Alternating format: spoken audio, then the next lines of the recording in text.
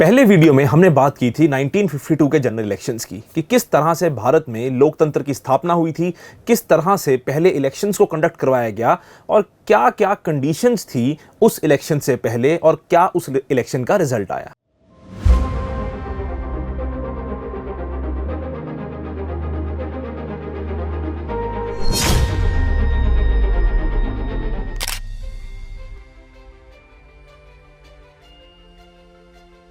नमस्कार दोस्तों, मेरा नाम है अनुज शर्मा। स्वागत है आपका इलेक्शन सीरीज में। आज की इस वीडियो में हम बात करेंगे सेकेंड जनरल इलेक्शंस की, जो कि कंडक्ट किए गए थे 1957 में।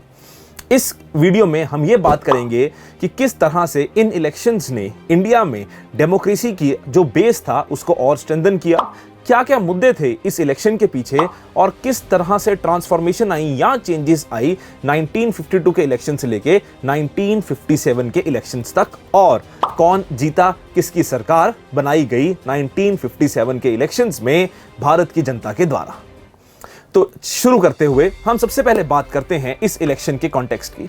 तो 1952 से 1957 तक भारत की पहली लोकसभा ने कंटिन्यू किया, जिसके प्रधानमंत्री जो थे वो पंडित जवाहरलाल नेहरू थे। हमने उसकी बात की है। अब अगर हम आगे सेकंड जनरल इलेक्शंस की बात करें तो सेकंड जनरल इलेक्शंस बड़े ही इंटरेस्टिंग थे, क्योंकि यहां पे कुछ चेंज हो चुका था जो फर्स्ट जनरल इलेक्शन से था। पहले तो सबसे इंपॉर्टेंट चीज क्या आई कि जब फर्स्ट जनरल इलेक्शंस हुए थे 1952 में, उस समय के ऊपर इंडिया में जो स्टेट्स डिवाइडेड थी वो part A, part B, part C और पार्ट डी के बेसिस के ऊपर डिवाइडेड थी। 1957 के जो लोकसभा इलेक्शंस थे वो फर्स्ट ऐसे लोकसभा इलेक्शंस थे जिसमें स्टेट्स की रीऑर्गेनाइजेशन के बाद वो इलेक्शंस कंडक्ट करवाए गए। जैसे कि आप सब जानते हैं कि मैंने पिछली वीडियो में हमने ये बात की थी कि जिसमें हमने लिंग्विस्टिक रीऑर्गेनाइजेशन का मुद्दा छोड़ा था। काफी सारे लोगों ने आपने उसमें से ये भी कहा कि उसके ऊपर लिंग्विस्टिक रीऑर्गेनाइजेशन के ऊपर वीडियो बनाई है। तो यहीं पे हम छोटी सी उसकी बात करते हुए ये समझते हैं कि लिंग्विस्टिक रीऑर्गेनाइजेशन के मुद्दे के बेसिस के ऊपर स्टेट्स को कैसे डिवाइड किया गया। तो जब भारत आज़ाद हुआ तो काफ़ी लोगों की ये डिमांड थी कि लिंग्विस्टिक बेसिस के ऊपर या लैंग्वेज के बेसिस के ऊपर स्टेट्स को डिवाइड किया जाना चाहिए या रीऑर्गेनाइज किया जाना चाहिए। अब उसमें बहुत सारे लोगों का अलग अलग मत था। पंडित नेहरू का ओपिनियन ये था कि हमारे देश में पहले ही बहुत सारे डिसइंटीग्रेटिंग फैक्टर्स हैं, क्योंकि जब देश की आज़ादी हुई थी तो रिलीजन के बेसिस के ऊपर आज़ादी हुई थी, पार्टीशन हुई थी। तो अगर हम आज एक और लैंग्वेज के पैरामीटर के ऊपर भी स्टेट्स को डिवाइड कर देते हैं तो हो सकता है कि देश में रिलीजन के साइमल्टेनियसली ही एक और डिसइंटीग्रेटिंग फैक्टर हमारे साथ जुड़ जाए, जो कि है लैंग्वेज। अब लोगों ने नहीं माना और बहुत सारे लोगों ने कहा कि नहीं सर, लैंग्वेज एक बड़ा इंपॉर्टेंट फैक्टर है और हमें जो स्टेट्स डिवाइड करनी है वो लैंग्वेज के बेसिस के ऊपर करनी चाहिए। अब इसके बेसिस के ऊपर कई सारी डिमांड उठनी शुरू हुई। 1948 में पहली बार हमारे देश में जो इंटरिम गवर्नमेंट थी और कॉन्स्टिट्यूंट असेंबली थी, उनके बेसिस के ऊपर, कंसेंसस के बेसिस के ऊपर एस.के. धर कमीशन की एस्टेब्लिशमेंट करेगी 1948 में। अब एस.के. धर कमीशन से ये पूछा गया कि क्या स्टेट्स को डिवाइड करना चाहिए लैंग्वेज के बेसिस के ऊपर, तो धर कमीशन ने इसमें साफ मना कर दिया और धर कमीशन ने कहा कि the state should be divided on the basis of 4 parameters. तो उन्होंने 4 पैरामीटर्स दिए, जिसमें से पहला पैरामीटर था ज्योग्राफिकल कंटिग्यूटी, कि ज्योग्राफिकल कंटिग्यूटी की एडमिनिस्ट्रेशन में आसान करने के लिए ये नहीं है कि जो स्टेट है उसकी टेरिटरी या उसका एरिया बहुत दूर दूर हो, तो ज्योग्राफिकल कंटिग्यूटी एक पहला उसका क्राइटेरिया होगा। दूसरा क्राइटेरिया होगा फाइनेंशियल सेल्फ रिलायंस, कि देश जो स्टेट बन रही है, जो प्रोविंस बन रही है, वो अपने लिए फाइनेंशियली सेल्फ सफिशिएंट हो। तीसरा क्राइटेरिया हुआ एडमिनिस्ट्रेटिव वायबिलिटी, कि भैया आपको एडमिनिस्ट्रेशन करना उस एरिया के लिए आसान हो। और चौथा हुआ पोटेंशियल फॉर डेवलपमेंट, कि क्या जो प्रोविंस रीऑर्गेनाइज की जा रही है या प्रोविंस बनाई जा रही है उसके पास कोई ऐसे रिसोर्सेज हैं कि वो अपनी डेवलपमेंट की बात कर सके, चाहे फिर वो नेचुरल रिसोर्सेज हो या किसी और प्रकार के रिसोर्सेज हों। तो ये 4 क्राइटेरियाज के ऊपर एस.के. धर कमीशन ने कहा कि द स्टेट शुड बी रीऑर्गेनाइज्ड, पर लोगों की सेटिस्फेक्शन नहीं हुई। उसके बाद कांग्रेस की जब कमेटी की मीटिंग हुई या कांग्रेस का सेशन हुआ, तो इंडियन नेशनल कांग्रेस के सेशन में कांग्रेस के मेंबर्स ने ही कहा कि सर, हमें धर कमीशन की रिपोर्ट एक्सेप्टेबल नहीं है। उस समय के ऊपर कांग्रेस के 3 बड़े नेताओं ने, पंडित जवाहरलाल नेहरू, सरदार वल्लभ भाई पटेल और पताभी सीतारमैया, इन तीनों ने एक कमेटी की फॉर्मेशन करी, जिस कमेटी को कहा जाता है JVP कमेटी, जो कि इनिशियल से फॉर्म होती है on the basis of Jawaharlal Nehru, Vallabh भाई पटेल एंड पताबी सीतारमैया। अब ये जो कांग्रेस की कमेटी बनी, इसने भी धर कमीशन की रिपोर्ट के ऊपर ठप्पा लगा दिया और बोल दिया कि नहीं सर, जो धर कमीशन ने कहा है वो बिल्कुल एक्यूरेट है। पर लोगों ने नहीं माना। स्टेट्स डिवाइड हो गई, रीऑर्गेनाइजेशन हो गई, संविधान लिखा गया, पहले इलेक्शंस भी हो गए, पर ये रीऑर्गेनाइजेशन का मुद्दा जो था लैंग्वेज के बेसिस के ऊपर, ये यहां रुका नहीं। बहुत सारी स्टेट्स में डिमांड उठती गई, जिसमें से आंध्र प्रदेश एक बड़ी ही वोकल स्टेट बनी जिसने अपनी डिमांड को आगे उठाया। कांग्रेस के एक नेता थे पोटू सीरीरामलू। पोटू सीरीरामलू ने इस चीज की डिमांड के बेसिस के ऊपर हंगर स्ट्राइक कर दी। After the 56-day hunger strike, unfortunately, Pottu Siriramallu passed away, which led into violent strikes or violent protests throughout Andhra Pradesh, and ultimately in 1953, Andhra Pradesh became the first state to be reorganized on the basis of language. अब यहां से कहानी शुरू होती है linguistic reorganisation की। अब बाकी स्टेट्स ने कहा कि सर, अगर आंध्र प्रदेश को स्टेट बनाया है तो हमें भी स्टेट बनाओ। तब उस बेसिस के ऊपर सरकार ने एस्टेब्लिश करी फजल अली कमीशन, जिसको कहा जाता है स्टेट रीऑर्गेनाइजेशन कमीशन। फजल अली कमीशन के 3 मेंबर्स थे, जिसमें से फजल अली जो कि चेयरमैन थे, एक थे एच.एन. कुंजरू और तीसरे थे के.एम. पनिकर। तो ये 3 मेंबर्स एक साथ आए और बनी स्टेट रीऑर्गेनाइजेशन कमीशन या फिर फजल अली कमीशन। ये फजल अली कमीशन पहली कमीशन बनी जिसने एक्सेप्ट किया language as a criteria for the reorganisation of state. तो यहीं से दोस्तों शुरू हुई रीऑर्गेनाइजेशन स्टेट्स की, और इसका इंपैक्ट हुआ हमारे 1957 के लोकसभा इलेक्शंस में, क्योंकि 1957 के लोकसभा इलेक्शंस पहले ऐसे इलेक्शंस बने जहां पे रीऑर्गेनाइजेशन के बाद इलेक्शंस कंडक्ट करवाए गए, और इस टाइम के ऊपर there were 14 states and 6 union territories. और टोटल सीट्स के ऊपर जब इलेक्शंस हुए तो there were 494 Lok Sabha seats and 403 constituencies, and out of these constituencies 91 were the double member constituencies. अब दोस्तों, आज ये कॉन्सेप्ट सुनने में बड़ा विचित्र लगता होगा, बड़ा अजीब लगता होगा कि डबल मेंबर कॉन्स्टिट्यूएंसीज क्या होती हैं। पर फर्स्ट लोकसभा इलेक्शंस में और सेकंड लोकसभा इलेक्शंस में एक तो 1 मेंबर कॉन्स्टिट्यूएंसीज भी थी, दूसरी आपकी डबल मेंबर कॉन्स्टिट्यूएंसीज भी थी। हालांकि फर्स्ट लोकसभा इलेक्शंस में एक 3 मेंबर कॉन्स्टिट्यूएंसीज भी थी। आप में से कमेंट में बताइएगा जरूर कि कौन सी 3 मेंबर कॉन्स्टिट्यूएंसीज हैं जो आपको ढूंढने से मिलती हैं। पर जी हाँ, वापिस आते हुए अगर हम बात करें कि कुछ कॉन्स्टिट्यूएंसीज जो थी, there were total 91 seats which were double member constituencies. अब डबल मेंबर कॉन्स्टिट्यूएंसीज का दोस्तों मतलब क्या होता है कि उसमें एक कैंडिडेट तो चुन के आएगा जो कि जनरल होगा, और एक कैंडिडेट चुन के आएगा जो SC/ST कम्युनिटी को बिलोंग करता होगा। तो इनको कहा जाता है double member constituencies. So out of the total 494 seats, 91 seats were the double member constituencies and rest of them were single member constituencies. अब इसके बेसिस के ऊपर इलेक्शंस हुए। अब दोस्तों, इलेक्शंस में एक तो हमने रीऑर्गेनाइजेशन की बात करी, और इलेक्शंस में मुद्दे क्या थे। पंडित नेहरू, जैसे कि आप सब जानते हैं कि उस समय के ऊपर भी देश के सबसे बड़े और प्राथमिक नेता थे या सबसे सिग्निफिकेंट लीडर थे। जब इलेक्शन कैंपेन हो रही थी उस टाइम के ऊपर भी पंडित नेहरू ने यह कहा कि इलेक्शन के मुद्दे आज वो नहीं है जो पहले थे। आज हम देश में अपने लार्जर इविल से फाइट कर रहे हैं। पंडित नेहरू ने लोकसभा इलेक्शन से पहले कहा कि we are trying to fight the evils of poverty, hunger, illiteracy, ignorance, superstition and obstructionism within the framework of democratic orientation. कि आज हम लड़ रहे हैं पॉवर्टी से, आज हम लड़ रहे हैं हंगर से, आज हम लड़ रहे हैं इलिटरेसी से, आज हम लड़ रहे हैं सुपरस्टिशन से। तो उन्होंने कहा कि ये बेसिक मुद्दे हैं जिसके ऊपर आज हम लड़ रहे हैं, और इन्हीं बेसिक मुद्दों के ऊपर इलेक्शंस कंडक्ट करवाने की बात की गई। अब ये मुद्दों को लेकर जो पॉलिटिकल पार्टी के नेता थे वो अलग अलग कॉन्स्टिट्यूएंसीज में गए और उन्होंने वहां पे वोट की डिमांड करी। क्योंकि अगर हम बात करें इस लोकसभा इलेक्शंस की, तो ये वो चुनाव हैं जिन चुनावों में कुछ चीजें बहुत अच्छी भी हुई, कुछ चीजें बहुत बुरी भी हुई। अगर हम बुरी चीजों को पहले एड्रेस करें तो उसमें से ये पहली बार भारत में चुनावों में देखा गया जो कॉन्सेप्ट हम सब ने सुना है, पिक्चरों में भी देखा हुआ है, जिसको कहते हैं बूथ कैप्चरिंग। बिहार में एक जगह है, एक कॉन्स्टिट्यूएंसी है जिस कॉन्स्टिट्यूएंसी को कहा जाता है बेगूसराय। आज भी वो कॉन्स्टिट्यूएंसी एग्जिस्ट करती है। तो इंडिया में पहली बार बेगूसराय कॉन्स्टिट्यूएंसी में बूथ कैप्चरिंग के इंसिडेंट सामने आए, और ये ग्रेजुअली बढ़ते ही गए। अब बूथ कैप्चरिंग इंसिडेंट्स में दोस्तों होता क्या है कि एक कैंडिडेट एक बूथ को कैप्चर करता है और वहां पे अपने लोगों के द्वारा अपने नाम के बैलेट पेपर के ऊपर ठप्पा लगवाता है, जो फ्री एंड फेयर इलेक्शंस नहीं होते। तो 1957 लोकसभा इलेक्शंस में पहली बार हमने बूथ कैप्चरिंग जैसे इंसिडेंट्स भी देखे। अब इसी के साथ कुछ अच्छे इंसिडेंट्स भी हमें देखने को मिले।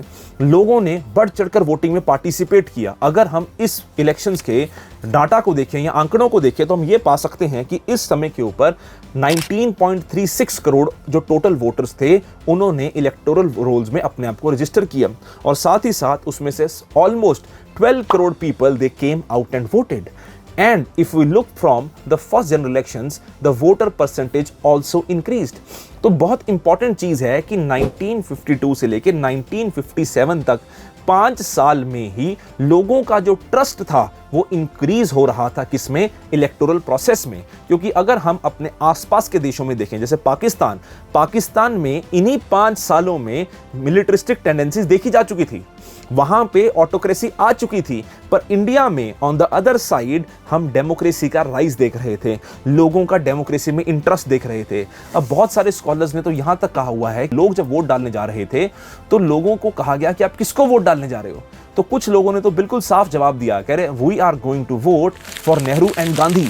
उन्होंने बोला कि हमारे लिए तो नेहरू और गांधी हैं, हम सिर्फ नेहरू और गांधी के नाम पे वोट डालने जा रहे हैं। एक तो बिहार के इंसिडेंट सामने आया जिसमें एक बुजुर्ग महिला ने, एक वोटर ने कहा कि मैं तब तक वोट नहीं डालूंगी जब तक मेरे को नेहरू नहीं दिखते। तो इतना क्रेज था पंडित नेहरू जैसे लीडर्स का। मद्रास से एक इंसिडेंट और सामने आया। मद्रास में एक वोटर ने कहा कि ना ही मैं कांग्रेस के लिए वोट डाल रही हूं, ना ही मैं किसी और के लिए वोट डालने आई हूं, मैं सिर्फ सुकुमार सेन साहब के लिए वोट डालने आई हूं। अगर आपको याद होगा तो पिछले वीडियो में हमने बताया था कि सुकुमार सेन भारत के पहले चीफ इलेक्शन कमिश्नर थे और अभी भी वही चीफ इलेक्शन कमिश्नर थे। उन्होंने कहा कि जितनी एफर्ट सुकुमार सेन साहब ने डाली है इस इलेक्टोरल प्रोसेस के लिए, मैं सिर्फ सुकुमार सेन के लिए वोट डालने आई हूं। तो आप दोस्तों यहां पे ये बात समझिए कि एक अच्छा ऑफिसर, एक ऑफिसर जो डेडिकेटेड होता है, एक ऑफिसर जो हार्ड वर्किंग होता है, वो लोगों के दिल में एक प्रोसेस के प्रति कितना इंपॉर्टेंट रोल प्ले करता है। कि अगर आपको लगे कि इलेक्शंस फ्री एंड फेयर हो रहे हैं, अगर आपको लगे कि आपके वोट की वैल्यू होगी, सरकार आपके लिए काम करेगी, इलेक्शन कमीशन ऑफ इंडिया आपके लिए काम करेगी, तो लोग उस टाइम के ऊपर इतने अवेयर थे कि उन्होंने कहा कि हम सुकुमार सेन के लिए वोट डालने आए हैं। तो आप देखिए कि एक ऑफिसर कितना ट्रांसफॉर्मेशन ला सकता है एक सोसाइटी के अंदर। तो इलेक्शंस हुए। अब इलेक्शंस में जब टोटल वोटिंग परसेंटेज आई तो ऑलमोस्ट 63% के आसपास लोगों ने वोट दिया। टोटल 6 करोड़ के एक्सपेंडिचर की बात आती है इन द कॉन्टेक्स्ट ऑफ जो हमारे देश से खर्चा हुआ। अब जैसे हमने सुकुमार सेन साहब की बात करी और वोटिंग परसेंटेज की बात करी, अब इसमें एक बहुत इंपॉर्टेंट चीज आती है। वो इंपॉर्टेंट चीज क्या है दोस्तों? वो इंपॉर्टेंट चीज है बैलेट पेपर्स। बैलेट पेपर्स का प्रयोग किया गया। हमने फर्स्ट वीडियो में ये बात की थी कि बैलेट पेपर्स का प्रयोग किया गया था, बैलेट पेपर्स को यूज किया गया था। अब उस बैलेट पेपर में और ये जो सेकंड इलेक्शन में बैलेट पेपर यूज हुए, इनमें डिफरेंस क्या था? अब जो फर्स्ट इलेक्शन में बैलेट पेपर यूज हुए थे ना, तो उस समय के ऊपर जो 1 रुपये का करेंसी नोट होता था, जो बड़ा होता था, उसके साइज का एक बैलेट पेपर हुआ करता था। उस बैलेट पेपर पे आप स्टैंप लगाते थे और अलग अलग कैंडिडेट के बैलेट बॉक्सेस रखे जाते थे, आप उनके बैलेट बॉक्सेस में जाके वोट डालते थे। 1957 लोकसभा इलेक्शंस में इस प्रोसेस को चेंज किया गया। उसमें कह दिया गया कि एक बैलेट पेपर है, उस बैलेट पेपर के ऊपर अलग अलग कैंडिडेट का नाम लिखा है और उनका सिंबल भी बना हुआ है, अगर बनाया जा सकता है तो आप उनके सिंबल को देखते इंक से मार्क करते हैं और एक बैलेट बॉक्स लगा हुआ है, उस बैलेट बॉक्स में जाके वोट डालते हैं। तो ये जो प्रोसेस बैलेट पेपर का स्टार्ट किया गया था 1957 के लोकसभा इलेक्शंस में, ये तब तक इंडिया में कंटिन्यूड रहा जब तक हमने ईवीएम की इंट्रोडक्शन नहीं करी। तो ये बहुत इंपॉर्टेंट जो था बैलेट पेपर का इंट्रोडक्शन हुआ। इसने ना ही सिर्फ पैसे बचाए हमारे देश के, पर इसने एक बड़ा ही अच्छा कॉन्सेप्ट भी इंट्रोड्यूस किया कि लोगों को अलग अलग कैंडिडेट्स का पता भी लगा और लोग अपने आप वहां जाके वोट भी डाल सकते हैं। दोस्तों, क्या आप जानते हैं कि इंडिया में जब ये सेकंड जनरल इलेक्शंस हुए, तो उन सेकंड जनरल इलेक्शंस में जो टोटल इलेक्टोरल प्रोसेस था ना, कि जब लोगों ने वोट डालने जाना था, वो प्रोसेस में कम टाइम लगा। फोर्टनाइट में हमने इलेक्शंस करवा लिए, पर टाइम ज्यादा किस में लगा? काउंटिंग में। आज उल्टा होता है ना कि इलेक्शंस 7 फेजेस में डिवाइडेड है 2024 के, कि इलेक्शंस के लिए 2 महीने चल रहे हैं। 1 जून को लास्ट फेज है, 4 जून को रिजल्ट आ जाएगा। क्यों? ईवीएम। तब ऐसा नहीं था, तो वोट डालने में कम टाइम लगा, काउंटिंग में ज्यादा लगा, क्योंकि आपको एक एक बैलेट पेपर निकालना है, एक एक बैलेट बॉक्स खोलना है और देखना है कि वोटर ने कैसे वोट डाला। तो आपको अप्रॉक्सीमेटली 12 करोड़ बैलेट पेपर्स को देख के ये चेक करना है कि रिजल्ट प्रॉपर आना चाहिए। तो कितना टीडियस प्रोसेस था और हमारे देश की इलेक्शन कमीशन ने इसको कितना बखूबी निभाया। अब इलेक्शंस हुए, अब इलेक्शंस का जब रिजल्ट आया तो उस इलेक्शंस के रिजल्ट में अगेन कांग्रेस पार्टी की विक्ट्री हुई। Out of the total 494 seats that on which elections took place, 371 were one by the Congress, followed by the Communist Party which won 27, followed by the Praja Socialist Party which won 19, followed by the Ganatantra Parishad with 7, and then there was also a very important party that is Bharatiya Janasangh जिसकी 4 सीटें आई। भारतीय जनसंघ, अगर आपको याद होगा, मैंने पिछली video में भी आपको बताया था कि भारतीय जनसंघ के फाउंडर कौन थे, श्यामा प्रसाद मुखर्जी। ऑल्दो श्यामा प्रसाद मुखर्जी इस टाइम पे कंटेस्ट नहीं कर रहे क्योंकि ही ऑलरेडी हैड पास्ड अवे। तो एक पंडित नेहरू के सामने कोई और इतना बड़ा नेता नहीं था जो उनके पॉपुलैरिटी को चैलेंज भी कर सकता था। पर 1957 के लोकसभा इलेक्शंस में एक बहुत इंपॉर्टेंट नेता उभर के आए, वो थे अटल बिहारी वाजपेयी। जी हाँ, आप सब जानते होंगे कि अटल बिहारी वाजपेयी साहब बाद में जाके भारत के प्रधानमंत्री भी बने। और 1957 लोकसभा इलेक्शंस में उन्होंने 3 सीट से कंटेस्ट किया था, पर वो जीते सिर्फ एक सीट, बलरामपुर की सीट उत्तर प्रदेश से, और वहीं से वो जीत के अपनी लोकसभा में उन्होंने एंट्री ली।